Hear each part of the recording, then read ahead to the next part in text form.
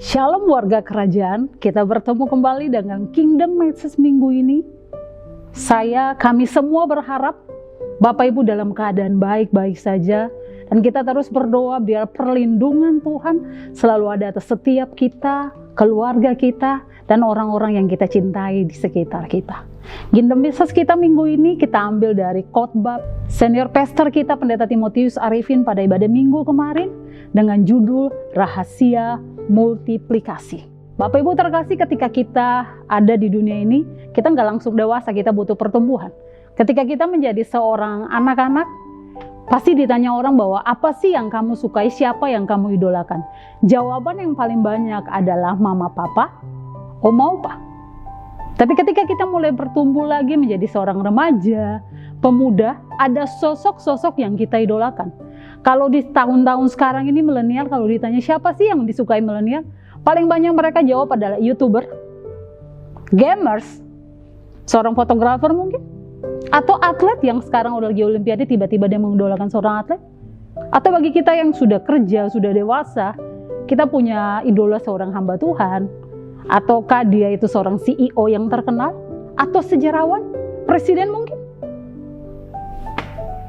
pendeta yang Bapak Ibu kagumi. Siapapun itu, sharekan di komsel Bapak Ibu sekalian, siapa sosok yang Bapak Ibu kagumi, seorang terkenal yang Bapak Ibu kagumi, dan apa alasan Bapak Ibu mengagumi orang tersebut, menyukai orang tersebut.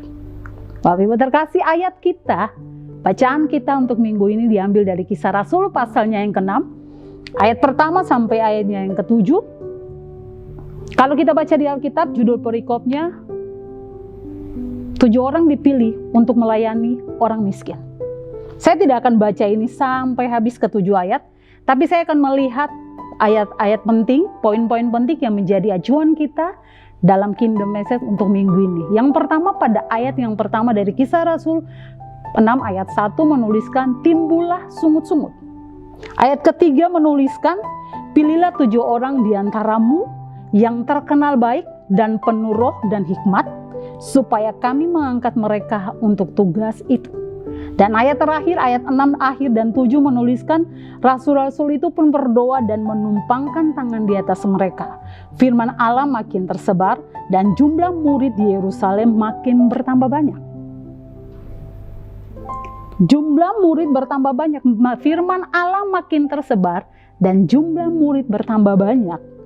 Ini merupakan satu kondisi yang kita lihat bahwa ini adalah proses multiplikasi yang berhasil. Saya dan Bapak Ibu terkasih saudara, kita semua punya kerinduan yang sama, di mana melalui kehidupan kita, firman Tuhan tersebar dan banyak orang dimenangkan untuk Kristus. Sebab itu kita semua percaya bahwa tahun ini adalah tahun reproduksi bagi kita. Sekalipun pandemi belum berakhir, dan kita nggak pernah tahu pandemi ini berakhir sampai kapan.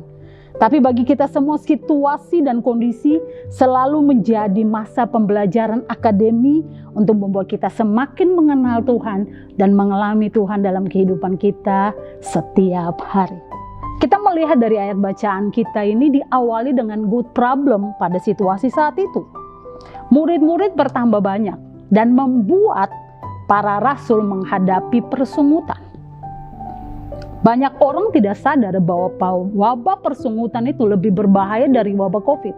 Bahkan persungutan bisa mendatangkan COVID dalam kehidupan kita. Sebab itu mari kita belajar bagaimana murid-murid mengatasi ini sekaligus mendapatkan langkah praktis untuk sebuah multiplikasi yang akan terjadi dalam kehidupan setiap kita.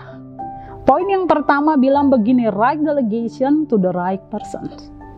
Ini sebuah prinsip yang dilakukan para rasul ketika mereka mengumpulkan semua murid dan mereka memilih 7 orang di antara mereka yang terkenal baik, penuh roh dan hikmat, sesuai dengan ayat yang ketiga.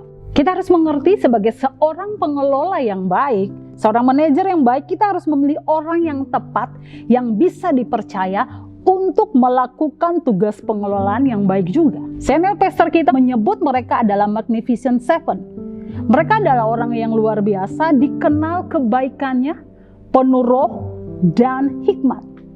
Karena itu setiap pemimpin perlu menemukan orang-orang seperti ini untuk diberikan kepercayaan yang lebih dalam kehidupan mereka. Yang kedua, Jesus is the source of our life. Jesus is the source of our life.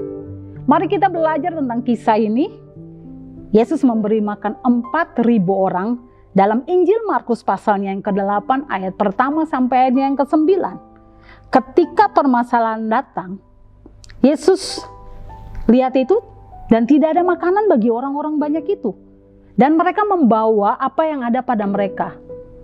7 roti dan beberapa ekor ikan yang tidak sebanding Bapak Ibu terkasih dengan jumlah orang yang banyak itu. Tapi mereka membawanya kepada Sang Sumber Kehidupan. Dan apa yang dilakukan oleh Yesus? Yesus memecah-mecahkan dan memberikan kepada murid-murid untuk dibagikan. Mari kita belajar bahwa Yesus adalah pusat kehidupan kita. Jangan kita menjadi orang yang egois dan mementingkan diri sendiri. Campur tangan Tuhan melalui kehidupan kita akan membawa banyak orang diberkati dan dibangkitkan di dalam Tuhan. Akhir cerita ini dikatakan bahwa mereka makan sampai kenyang. Karena mereka datang kepada Sang Pemberi Kehidupan, Sang Sumber Kehidupan itu. 7 penatua yang dipilih adalah orang-orang yang kenyang, sebab mereka orang yang terkenal baik, penuh hikmat dan roh, penuh roh dan hikmat. Merupakan gambaran roti yang dipecah-pecahkan oleh Yesus yang akhirnya membuat banyak orang dikenyangkan. Mari kita menjadi orang-orang yang bisa dipercaya oleh pemimpin.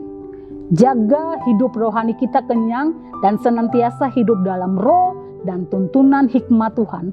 Sehingga Tuhan memakai kita menjadi berkat yang mengenyangkan bagi banyak orang. Problem ditambah persungutan, kecewa dan hal negatif menghasilkan kehancuran.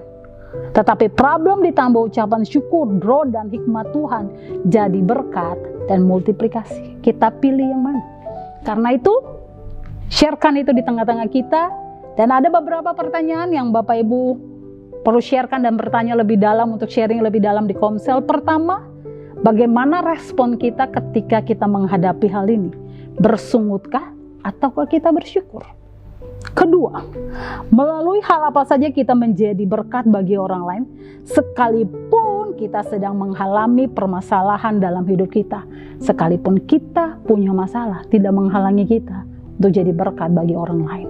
Sharekan itu. Dan ketiga, komitmen dan langkah-langkah apa yang harus kita lakukan supaya menjadi pribadi yang bisa dipercaya dan senantiasa menjadi berkat bagi orang lain. Kita tutup dengan doa kita, doa bersama, doa syafaat di Komsel kita. Yang pertama, berdoa bagi pemulihan dan kesembuhan jemaat yang mungkin saat ini terpapar COVID. Sebutkan nama mereka Bapak Ibu terkasih, supaya bisa didoakan bersama-sama. Yang kedua, berdoa Tuhan memberi kekuatan menjalani proses pembentukan Tuhan melalui situasi saat ini, sehingga tetap ada pertumbuhan yang mendewasakan. Ketiga, kita berdoa pada Bapak Gembala Rock Surabaya, Pak Daniel Januar Tanujaya bersama keluarga. Tuhan berikan hikmat, kesehatan dan kekuatan dalam melayani dan mengembalakan jemaat yang Tuhan percayakan. Keempat, berdoa supaya jemaat terus bertumbuh dan berakar kuat dalam Tuhan. Devotional Life, Komsel, Family Devotion, keluarga, mesbah keluarga, Komsel dan mesbah keluarga. Kelima, berdoa supaya jemaat tetap antusias dan semangat dan terus bertumbuh melalui program online kita. Ada podcast, Kingdom Message, online service dan semua. Mari kita ibadah, kita bertumbuh, jangan jadi penonton, tapi kita betul-betul ibadah lewat layanan online. Keenam, berdoa supaya Tuhan campur tangan untuk ketersediaan rumah sakit dan obat-obatan, serta tenaga kesehatan yang menjadi ujung tombak pemulihan bagi masyarakat. Kita berdoa bagi para tim medis, Bapak Ibu Saudara. Dan terakhir, berdoa bagi pemerintahan kota, provinsi, dan bangsa. Tuhan turun campur dalam keamanan, perekonomian, kesatuan, dan proses vaksinasi tahap selanjutnya. Mari, sharekan, berbagi, dan kita tutup dengan doa bersama. Saya mau ingatkan saja, tetap jaga prokes. Ya, sekalipun aktivitas kita dimanapun kita berada, di rumah pun kalau kita harus jaga, kita harus tetap menjaga prokes. Itulah pesan Kingdom Message kita untuk minggu ini Bapak Ibu terkasih, rahasia multiplikasi. Mari kita berdoa. Bapak yang baik, kami bersyukur bahwa kami ada di situasi-situasi seperti ini.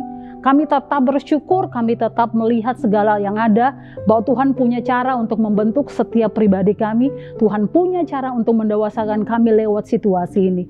Dalam komsel kami mau saling berbagi, kami saling menguatkan, dan kami selalu saling mendukung satu dengan yang lain, beri support Tuhan, biar kami terus bertumbuh dalam nama Tuhan Yesus. Berkati setiap hamba-hambamu, berkati para GKM, ketika kami ada Tuhan, kami merasakan kehadiran Tuhan bersama-sama dengan kami, dan kami semua diberkati. Terima kasih Bapa di surga, biar kami juga jadi orang-orang yang bisa multiplikasi dan menjadi berkat dimanapun kami berada. Dalam nama Tuhan Yesus kami berdoa, amin. Demikian, Tuhan Yesus memberkati.